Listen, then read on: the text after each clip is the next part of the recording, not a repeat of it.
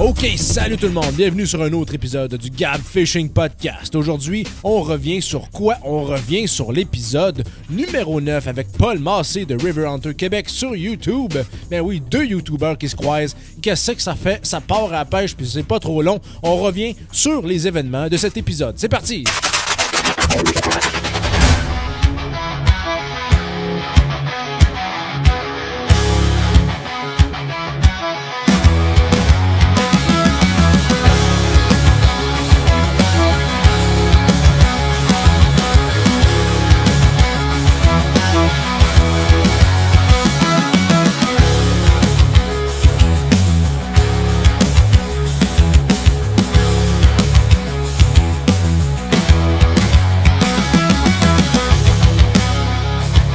J'ai mal à la gorge. J'ai mal à la gorge.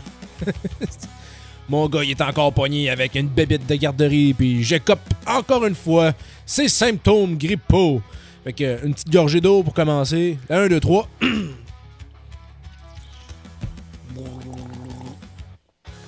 OK. J'espère que ça lève pas trop le cœur. Je vais juste me réécouter à la fin. Je l'enlève pas, je le couperai pas, je vais me le garder. Fait que oui, un autre épisode sur la pêche, sur le monde de la pêche. C'est un podcast pour ça. J'espère que tu pensais pas que ça allait parler de couture puis de beau temps.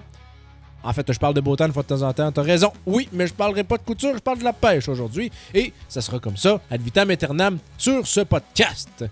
Fait que oui. J'étais encore pogné qu'un hostifit de virus, là. J'ai passé toutes mes vacances. J'étais allé à la pêche avec un virus. Voilà, c'est ça, OK. Fait que là, tu le sais, là, qu'une fois de temps en temps, ma voix, ça va être encore plus dégradée que d'habitude. Fait que fais-toi-en pas, c'est sûrement parce que j'ai une bébête de garderie. Fait que là, aujourd'hui, on revient sur un épisode très spécial que j'attendais depuis un bon moment parce que c'est un épisode avec un autre YouTuber que j'ai nommé Paul Massé. En fait, je ne l'ai pas nommé de même, là, c'est sa mère qui l'a sûrement appelé comme ça. Paul Massé de la chaîne YouTube River Hunter Québec. Fait que lui, c'est un passionné de pêche à la truite, principalement à la mouche. Il m'a avoué qu'il avait fait une coupe de sessions de pêche au lancer léger. Mais c'est ça, oui, c'est principalement à la mouche qu'il fait ses sorties de pêche. Puis il y a beaucoup de succès avec cette technique. Puis, en fait, quand qu'on... je commence-tu comme ça? Parce que là, il a bien fallu qu'il y ait un début à tout ça. Tu sais, comment qu'on s'est rencontrés? Comment qu'on a pris contact pour la première fois? Tu sais, fait que, au début, moi, en fait, je surfais sur le web, tu sais, pour m'inspirer sur des gens qui partent à la pêche, tu sais, est-ce qu'il y a des gens qui pêchent comme moi, qui font des vidéos à peu près comme moi? Puis là, à un moment donné, River Hunter Québec est apparu dans mes suggestions. Puis là, OK, je vais aller voir ça. Puis, hey, c'est bien malade. Hey, il prend des shots de drone. OK, ouais, il s'en va comme en forêt. OK, il s'en va visiter des beaux spots, des belles rivières. Puis il me semble que il va où, lui, pour ça? Il s'en va-tu dans le fin fond du monde? Il s'en va... Il pêche au Québec, visiblement. River Hunter Québec, il pêche pas River Hunter Nunavut, là. Tu sais, fait que là, j'étais en train de checker ses vidéos, puis c'est vraiment... OK, il vient de Québec. OK, il vient de Québec. Puis là, après ça, je me suis mis à commenter quelques-unes de ses vidéos. Puis après ça, il me répond. Puis là, après ça... je pense que j'avais vu comme une erreur dans sa publication Facebook. Puis là, j'y parle en privé. Tu sais, hey, je pense que tu as fait une erreur je pense que c'est ton lien qui marchait pas. Puis tout. Puis là, il me dit OK, je vais arranger ça. Fait que là, peut-être que ça l'a piqué sa curiosité. Tu sais, parce que j'avais mon logo Gab Fishing Trip dans mon image de profil Facebook. Tu sais, je l'ai toujours encore. Là. Fait que tu sais, c'est ça. C'est comme un petit signe de hey, je fais des vidéos. Tu sais, je fais des sorties de pêche. Peut-être que si toi, t'en fais, ben écoute mon contenu, peut-être que ça va t'inspirer puis ça va te divertir. T'sais. Fait que lui, après ça, il a commencé à me répondre. Après ça, on a commencé à se parler un petit peu. Puis là, tranquillement, pas vite, l'idée de faire une vidéo ensemble a comme germé de façon instinctive. Puis après ça, on s'est organisé de quoi? Attends, c'est qui a proposé quoi en premier? En tout cas, ben, je pense que c'est moi qui ai dit « Amène-moi quelque part ». Fais-moi découvrir une place ou de quoi du genre. Puis, tu sais, parce que moi, je connais des endroits, mais c'est sûr que lui, il les connaît. Vraiment, là, lui, il visite à peu près tout ce qui existe de rivières publiques, tu sais, accessibles dans la région de Québec, tu sais. Fait que c'est sûr que les spots, excuse-moi, que j'ai visités dans les dernières saisons, lui, il les a quasiment toutes vues. Fait qu'il m'a dit, OK, je vais t'amener quelque part. Là, il m'a envoyé les coordonnées. OK, c'était à une telle heure de distance de chez nous. Puis, OK, on part. Moi, je vais partir vers midi. Comme ça, je vais arriver comme en après-midi, puis on va pêcher toute la soirée. T'sais. OK, c'est beau. Puis, après ça, il me disait, je vais apporter mon petit rond de poêle, puis les trucs qu'on va se pogner, ça va être le fun de se les cuisiner après, tu sais.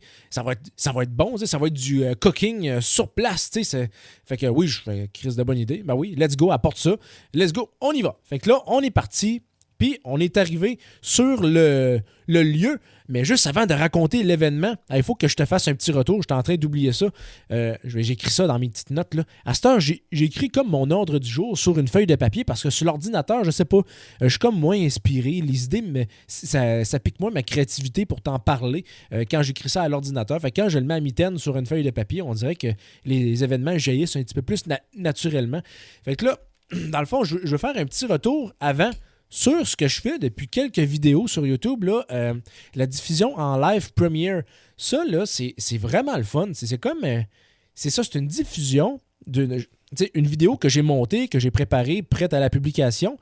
Je peux faire un première avec ça. Ça veut dire que ça va être diffusé en direct. C'est une diffusion qu'on peut pas skipper, qu'on peut pas fast-forward, qu'on peut pas juste voir les bouts, les bouts marquants, puis juste les fois où on attrape une truite, tu sais. Fait que c'est diffusé en direct. Puis, il y a une chat room. Ça veut dire que vous pouvez être présent sur YouTube pendant la diffusion. Vous pouvez y être, exemple, 20 minutes avant la diffusion, puis tout pendant la diffusion. Puis, vous pouvez me poser des questions, on peut converser, on peut jaser de tout ce qu'il y a, de tout ce que vous avez comme question par rapport à la pêche. Puis, moi, je suis là pendant tout ce temps-là, puis je réponds à tout ça. Puis, ça fait 2-3 fois qu'on fait l'expérience. Puis, c'est vraiment, c'est malade. Tu sais, le monde s'en vont de leur plein gré. C'est comme un rendez-vous. C'est sûr qu'on n'est pas 800 là, en live. Là. On est quand même une petite gang. Je pense qu'il y en a quelques-uns de timides qui n'osent pas écrire, mais qui sont là, qui regardent l'épisode. Puis c'est vraiment le fun. Ceux qui écrivent des commentaires, vraiment, je carbure à ça. Je réponds à tout le monde. Puis c'est vraiment le fun. Fait qu'une fois de plus, c'était un exercice qui était réussi avec la vidéo de Paul. Parce que là, pour vrai, j'ai eu beaucoup de retours, puis c'était vraiment plaisant. Puis ça permet aussi de faire une petite analyse en live action là, sur ce qui se passe, pourquoi j'ai lancé de telle façon, c'est quoi l'heure que j'avais. Fait que c'est à répéter. Puis je vous invite, en fait, c'est ça, si vous êtes abonné à la chaîne YouTube, à chaque fois que je prévois une première, en fait, vous avez la notification. Fait que vous pouvez cliquer sur m'avertir quand le live va débuter, exemple, dans 20 minutes. Puis ça va vous avertir, vous pourrez y aller puis être prêt pour la diffusion. Fait que c'est ça mon petit point que je voulais élaborer avant. C'était vraiment quelque chose de le fun puis que je vais répéter assurément pour les prochains épisodes. Je vais aller prendre un petit peu d'eau, ce sera pas long. OK. Fait que là, je reviens aux événements.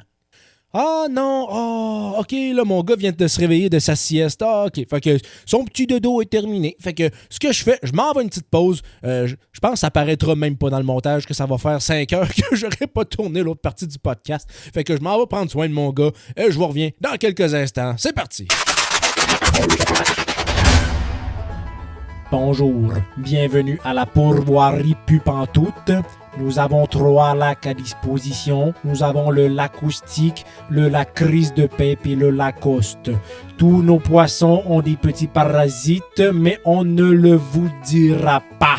Nos chaloupes sont introuvables et sont enchaînées, puis on vous dira pas qu'il y a un cadenas dessus qu'il faut aller chercher la clé à l'accueil, même si vous quittez avant l'ouverture du poste d'accueil. Et pour se rendre, c'est très facile, vous avez qu'à nous appeler au...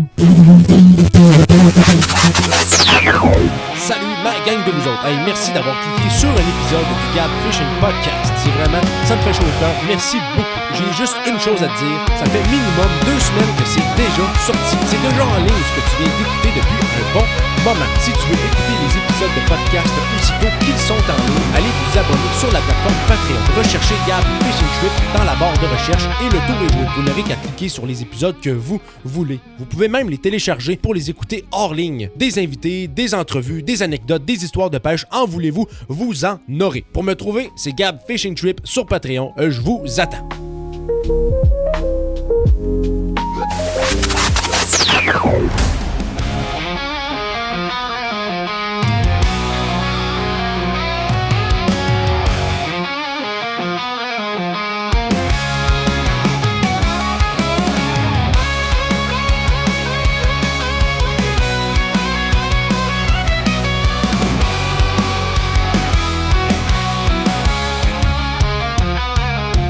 OK, on est de retour. De retour 4 heures plus tard. 4 heures plus tard. Je sais pas si ça l'a paru. Je sais pas si ma voix a changé parce que je t'en ai tous une shot depuis ce temps-là. C'est un moton de sécrétion. C'est un moton de sécrétion que je suis pas capable de faire sortir. Mais c'est pas grave. C'est la vie. C'est à un moment donné, on va en venir à bout. Bon, donc là, mon petit pote, il est couché. Il s'endurait pas aujourd'hui à cause de sa grappe de dents qui arrête pas d'y sortir. À tous les instants qu'il parle, il y a une dent qui pousse de 2 mm. Fait que, qu'est-ce que tu veux, c'est brûlant. Fait qu'il est couché, il fait des petits dodos avec son petit toutou. OK. Fait que c'était ça mon update. Fait que, oui, bon, la suite des événements. Là, je voulais vous raconter la sortie de pêche. Je vais vous la rencontrer direct là. Fait que, on va commencer comme ça. C'est parti. Fait que là, oui, c'est ça. Il m'a dit, rends-toi une place. Je te donne l'adresse GPS. On s'y rend. Une fois arrivé, j'arrive comme dans un parking. C'est pas trop clair. Fait que là, je me suis dit, bon, il doit bien avoir une rivière pas loin. Là, mais je vois pas la rivière. T'sais. Fait que là, j'attends comme quelques instants, hein, comme une petite demi-heure, parce qu'il n'était pas encore arrivé. Fait que là, je commence à mettre mon soude de pêche. Je commence à monter ma canne. Je me suis dit, quand il va arriver, ben écoute, il n'y a rien qu'à se préparer puis on va y aller. Là, à un moment donné, il y a une dame qui vient me voir, puis là, elle me dit, « Ah, vous allez pêcher? Où ça? » Là, je fais, ben, en tout cas, il y a un gars qui m'a donné une adresse GPS site, puis ben, il doit y avoir une rivière pas loin, mais il m'amène pêcher là. Ah, ouais, je vois jamais personne qui pêche ici, pourtant. Fait que là, ben, écoutez, je vais y faire confiance. C'est la première fois que je viens ici, je suis jamais venu là. Il m'amène là. Il doit y avoir une rivière dans ce coin-là, là, j'imagine. Fait que là, on doit traverser comme la forêt qu'il y a là, puis il doit y avoir une rivière là. Ah, ben c'est vrai, ça a bien du sens. Bonne journée. Fait que là, ça reste comme ça. Puis là, à un moment donné, je vois Paul qui arrive avec ses lunettes polarisées, le gros cheese. Après ça, moi, je le vois arriver. J'ai mes lunettes Ray-Ban, le gros cheese. Tu vois que ça a comme fait... OK, ça va être le fun. Ça va être le fun. Les deux gars qui se sont jamais vus, qui se sont parlé juste par correspondance Internet, puis pas par messages vocaux, là, mais juste, on s'est parlé brièvement. On le savait que ça allait avoir un petit quelque chose. On n'a pas des personnalités identiques. Là. Moi, sur la caméra, je suis plus extraverti.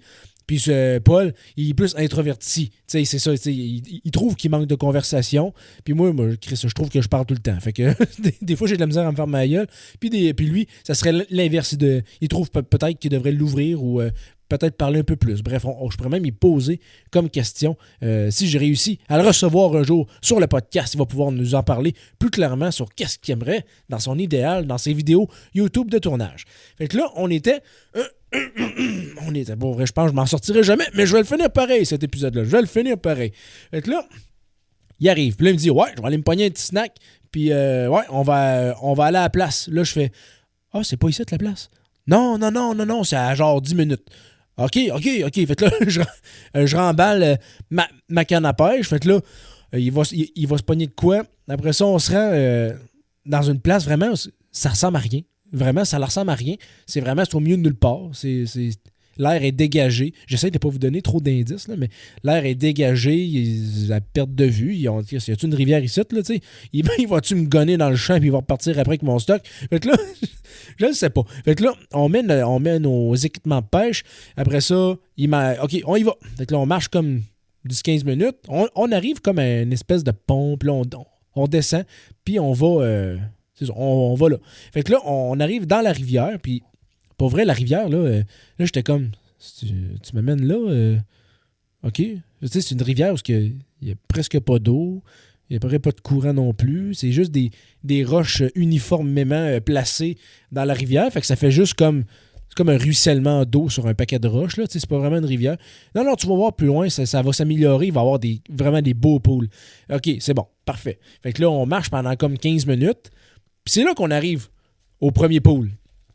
Quand j'ai vu le premier pool, là, c'est là que j'ai senti qu'on allait avoir du fun. Parce que là, l'eau était transparente. OK? L'eau n'était pas turquoise. Elle était comme d'un petit verre, mais un verre transparent. Tu sais, c'est comme du verre trempé. Là. Tu sais, je ne sais pas si tu sais à quoi je fais référence. Là, tu sais, en Gaspésie, l'eau est turquoise. Tu sais, mais là-bas, c'était vraiment c'était d'un verre transparent. Fait que là, j'ai fait « Wow! Ça n'a pas de bon sens.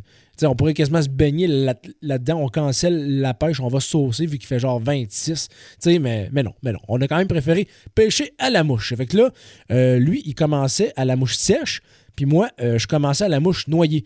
Fait que vu que c'est pas que j'avais rien à perdre, mais j'avais tout à gagner de savoir si en tout cas, mes nymphes puis mes leurres plombées marchaient au moins. Là, j'avais pas eu beaucoup de succès cette saison-là, sauf à la rivière Nicolet. Fait que j'avais une autre occasion de tester la valeur de mon arsenal. Fait que là, notre but, cette journée-là, c'était pas très compliqué, c'était d'attraper les prises puis de les cuisiner à la fin du parcours. Mais tu sais, là, c'est la première fois qu'on se rencontre. Je suis assez loin de chez nous. Je travaille le lendemain. Fait que là, le parcours, il dure combien de temps? Je sais pas. Fait que là, il était une heure assez avancée dans la journée. Fait que là, OK, cool. On attrape nos truites, on cuisine, puis on retourne au char, puis on repart. OK, parfait. Fait que là, ça reste comme ça. On passe comme une première demi-heure au premier spot. Puis après ça, Paul, il pogne comme 2 micro-truites qu'il remet à l'eau. Fait que là, c'est comme le temps de remonter. Fait que là... ah oui, c'est ça. Puis la fin, tu sais, c'est ça quand on parle de la fin, tu sais, quand est-ce qu'il va finir le parcours? On a-tu comme 14 km à parcourir à pied en rivière ou c'est juste, il y a 7-8 poules puis that's it, là, tu sais. Ça, c'était vraiment inconnu. Fait que là, tu sais, je le suis aveuglément, tu sais. Puis on va voir où est-ce que toute cette aventure-là va nous mener. Fait que là, on décide de passer le premier pool. On arrive après ça dans des petits... dans des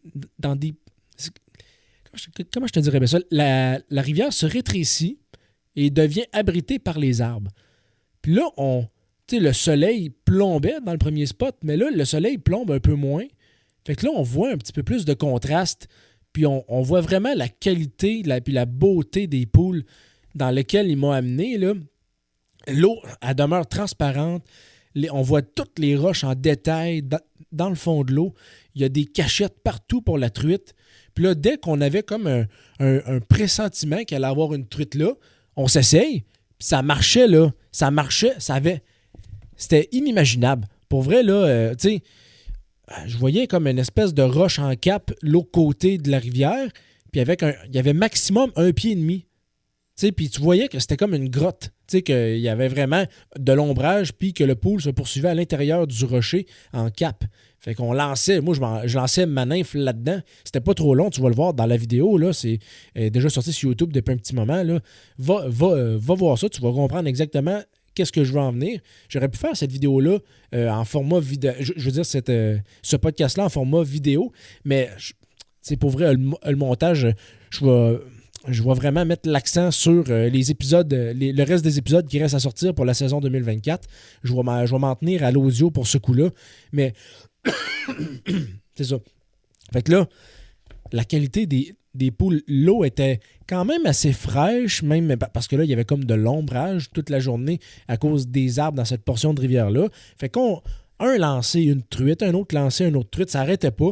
On avait beaucoup de prises, beaucoup de remises à l'eau aussi, parce que vu la quantité, on pouvait quand même les choisir s'ils n'étaient pas blessés. Fait que c'était quand même un point positif avec ça. Fait que dans mon cas, moi, j'avais commencé à pêcher avec la nymphe. C'est ça, fait que la Fish-N-Tail. Le classique Fish-N-Tail avec une petite amélioration ou une petite modification de ma part.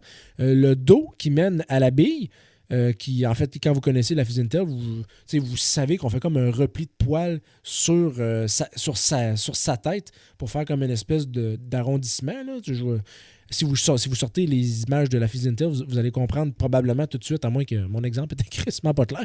Mais c'est ça, moi, j'ai pris, pour ajouter un effet de brillance, j'ai pris un papier de bonbons qu'on trouve dans les restaurants.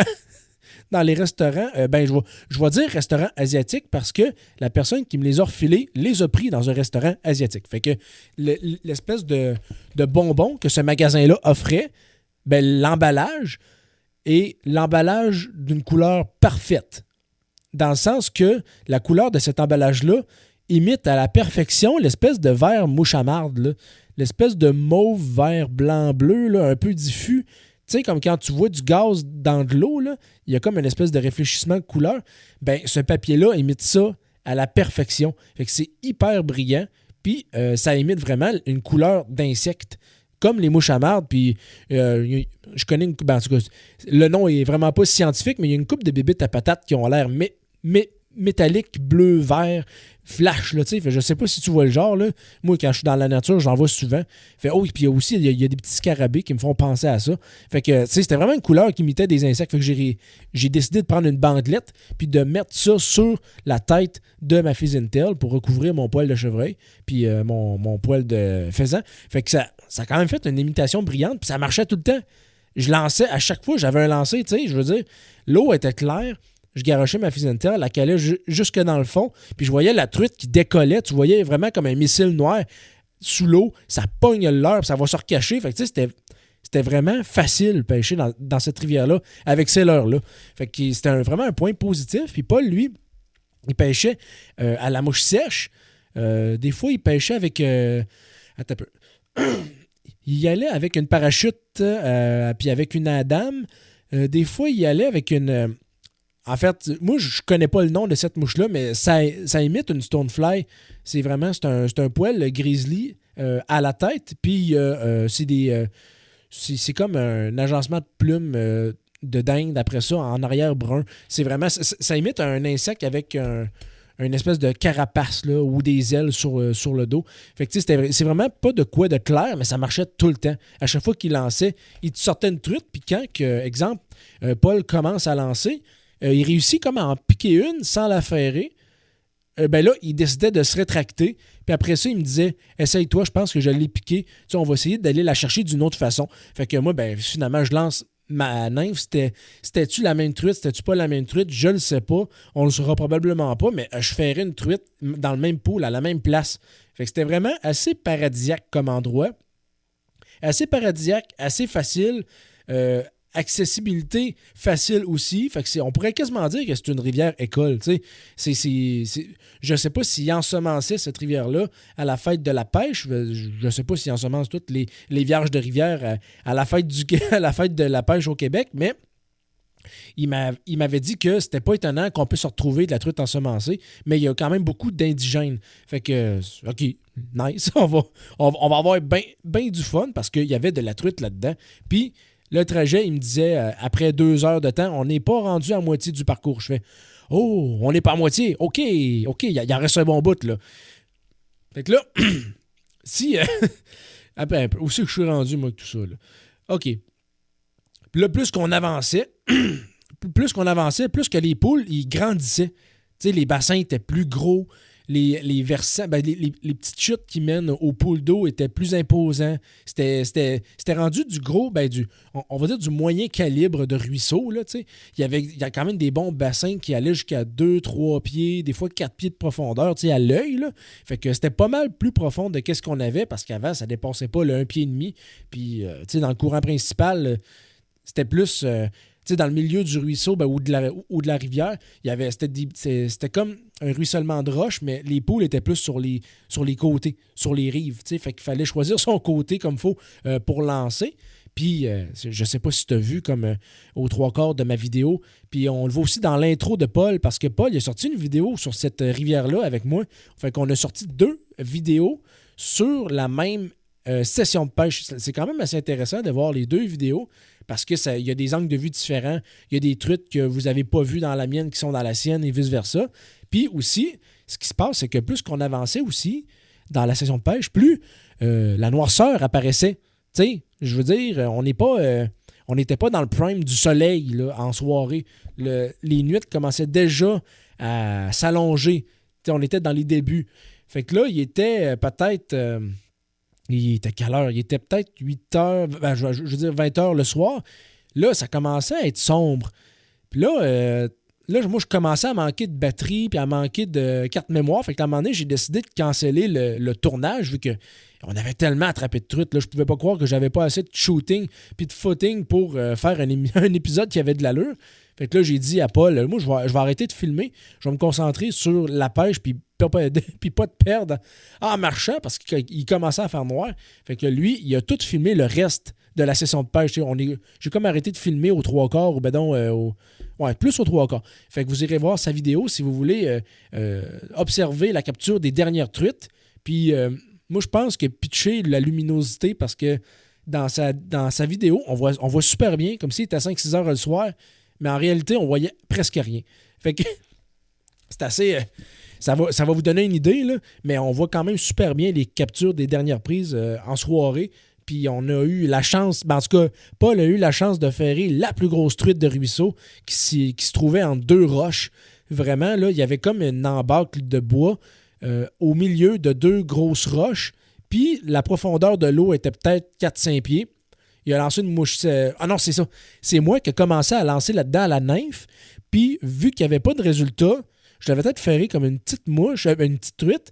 Puis là, Paul, il s'est dit, « Hey, alors regarde ça, il y a une grosse truite qui vient d'apparaître à la fille, morde sur ta mouche. Je serais même pas étonné qu'elle morde sur la mienne. Alors recule-toi, je vais lancer à la sèche. » Je fais, « OK, je me recule. » Il lance un coup, ça marche pas. Je pense que c'est au deuxième coup, ça a ferré. Puis après, sa canne a plié. C'est une soie numéro 3. Fait que, tu sais, pour la grosseur de truite qu'il y avait, c'était quand même le premier combat de la soirée qui était en principe la dernière truite de la soirée qu'on a attrapée. Fait que là, après ça, c'était quand même une belle truite. Je pense que c'était-tu un mâle avec le bec qui retrousse vers le haut. Il va falloir que je recheck la vidéo, je m'en souviens plus. Mais ça, c'était vraiment la prise de la journée. Fait qu'on était vraiment contents d'avoir pu attraper un spécimen comme ça dans cette session de pêche-là. Là. Vraiment, c'était de la petite, c'était de la 6 à 8 pouces, mettons.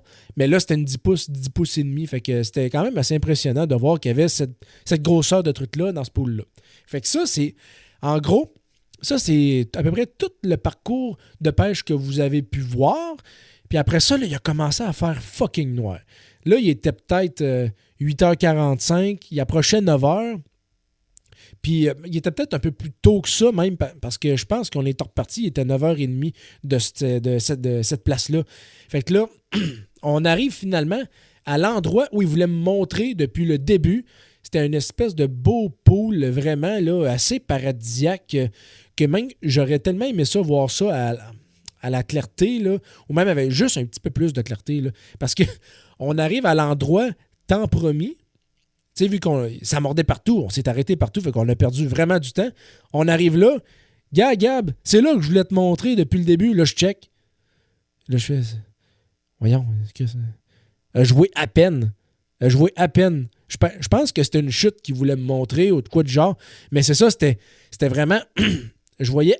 On entendait l'eau qui tombait. Tu sais, l'eau tombait de haut. Je voyais une démarcation de chute ou de quoi de genre, mais ça n'a pas de bon sens. Puis là, on se demandait, on pêche-tu là-dedans? Là, je fais, attends un peu, il est quelle heure? Là? Il est 8h45 le soir, je travaille le lendemain matin. J'ai au-dessus d'une heure et demie à faire pour me rendre à la maison. Oh non, c'est pas grave. On aurait vécu quand même un beau moment. Fait que là, après ça, on a décidé de revirer de bord. Je veux dire, pas de revirer de bord, mais de quitter la rivière pour ensuite prendre la route, après ça, le chemin pour retourner aux voitures. Puis, pour quitter, il fallait monter un cap de terre. Un cap de terre qui était à 20% aménagé pour l'être humain, là, t'sais. Fait que moi, ce que je voulais absolument pas, là, cette session de pêche-là, c'est de péter ma nouvelle canne. Ben oui, parce que j'avais ma nouvelle canne, j'avais mon espèce de...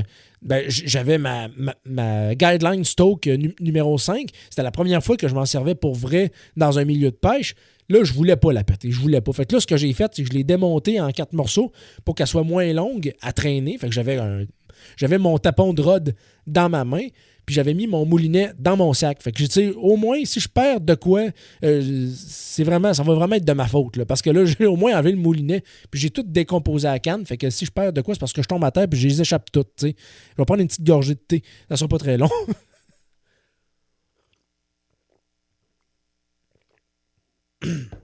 OK. Fait que là, qu'on commence à monter l'espèce de cap de terre, ça glisse. Là, il faut s'accrocher après des branches de cèdre très, très, très, très, très, très jeunes et très friables. Tu sais, c'est pas pris dans le sol. Finalement, on arrive à une espèce de sentier, puis on sort du bois, puis on est rendu sur le chemin. Puis en s'en allant, tu sais, Paul, dans sa vidéo, tu sais, il a pris comme 1 minute et demie pour faire la conclusion, tu sais, où est-ce qu'on marche à la noirceur. Vous irez voir la vidéo. Puis quelques minutes après, écoute, Ça n'a pas de bon sens. On jase, on marche, on jase, on marche. Puis là, à un moment donné, Paul dit « Attention, il y a une moufette! » À ma gauche, asti, il y avait une moufette, mais tu sais, moi, je marchais sur le bord du chemin, tu sais, où il y a un ravin puis des herbes hautes, mais il y avait une moufette de dos à moi, qui était dos à moi, qui se sauvait. J'aurais pu me faire rincer sur un asti de temps, mais une chance qu'elle a juste préféré sacrer son camp. Je l'ai échappé belle. Je l'ai échappé belle, pour vrai. Je l'avais vraiment pas vue. Tu sais, si avoir été plus avec une marche erratique, je sais même pas si j'aurais pu l'enfarger. Tu sais. Je sais pas si c'est arrivé à quelqu'un d'enfarger une moufette par mégarde dans la noirceur, mais j'ai fort à parier que ça s'est jamais, rarement bien terminé. Fait que ça, c'est ce qui s'est passé dans notre journée jusqu'au retour à la voiture. Après ça, on s'est dit, ouais, ben tu sais, moi, j'ai préféré pas cuisiner les truites. Je pense que Paul aurait voulu. À la place des ramener, on se serait fait un petit snack, mais moi, je préférais retourner à la maison puis vraiment me coucher au plus vite pour être en forme le lendemain matin. Fait que le petit truc que j'ai donné, c'est, admettons que tu gardes tes truites dans un sac. Je pense qu'il n'y avait pas de sac. Moi, j'avais un sac mauve de récupération. J'y ai passé. Ou, tu sais, non, je pense que c'est lui qui avait son sac. En tout cas, bref. On avait un fucking sac pour Paul. Fait qu'on s'est splitté les truites à deux. Puis là, j'ai dit, ben, pour les conserver, tu sais, vu que tu n'as pas de glacière, pas l'air climatisé à tes pieds. Ça va être fret, mais au moins tes truites, ils vont être réfrigérés comme il faut jusqu'à ton arrivée à la maison. C'est ça que j'avais fait à la rivière Nicolette. Je sais pas comment j'ai fait, mais j'ai oublié d'apporter mon sac à truite. Puis, j'avais juste pas apporté de glacière. Fait que, je sais pas pourquoi. Je sais pas pourquoi que j'ai pas pensé à ça dans Rivière-Nicolette. Puis, il y a quelqu'un qui m'a passé un sac de pain hot dog qu'on s'était servi pour faire le dîner hot dog. Fait que j'ai mis mes 3 truites de 15 pouces là-dedans. Puis, je les avais mis à terre aux pieds. J'ai parti l'air climatisé. Fait que pendant 2 heures, j'ai eu des truites très, très, très, très fraîches qui ont suinté sur mon tapis de char. Fait que faites jamais ça. Apportez-vous une glacière, s'il vous plaît. Puis, au pire, apportez-vous une glacière. Si vous n'avez pas d'ice pack, ouvrez l'air climatisé puis mettez votre glacière au pied. Mais il ne faut pas que ça traîne à terre avec un sac à pain ou un sac quelconque parce que le moindre trou va faire fuiter ou suinter. Puis mon tapis de char sentait à Sainte-Vierge. Fait que je l'ai laissé tout l'été dehors à la pluie. Puis c'est ça. J'espère qu'il va sentir bon vers la fin de la saison. Ça me tentait vraiment pas de le ramener de sitôt dans ma voiture. Fait que c'est ça qui conclut la session de pêche avec Paul de River Hunter Québec sur YouTube. Fait que si vous voulez d'autres vidéos de sessions de pêche semblables, Paul qui découvre les rivières, allez voir sa chaîne. Il attrape du poisson. Le gars, il connaît ses rivières, il connaît il connaît comment aller titiller la truite au maximum à la mouche. Puis moi, ce que je fais, je tourne à travers le Québec sur les rivières à truite. J'ai voulu essayer le saumon cette année, mais ça ne marchait pas car les rivières étaient trop chaudes. Mais là, ce qui s'en vient dans les prochaines semaines, ça va être une dernière sortie à la truite. Puis après ça, ça va être 3 jours. 3 jours dédiés à la pêche en bord de mer à Matane.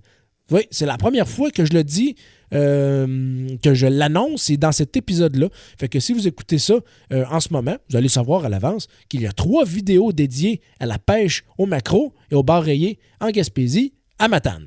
Fait que j'espère que vous avez aimé cet épisode-là. Ça m'a fait un plaisir de vous raconter cette journée-là en détail, sans trop révéler de détails qui pourraient scraper l'écosystème avec la venue de plusieurs pêcheurs sur un même point d'eau. Fait que c'est ça. C'est vraiment, je pourrais peut-être en parler dans un autre épisode là, de ce que je pense par rapport au dévoilement des spots ou le fait de garder ça secret. J'ai en dedans de quelques jours / semaines, j'avais une idée plus naïve du concept. Puis après ça, je suis tombé plus sensible à la protection de nos plans d'eau. Je vais vous en parler peut-être dans un prochain épisode. Fait que sur ce, je te laisse là-dessus. On va se revoir très bientôt pour se parler d'autres choses. Salut tout le monde. Bye!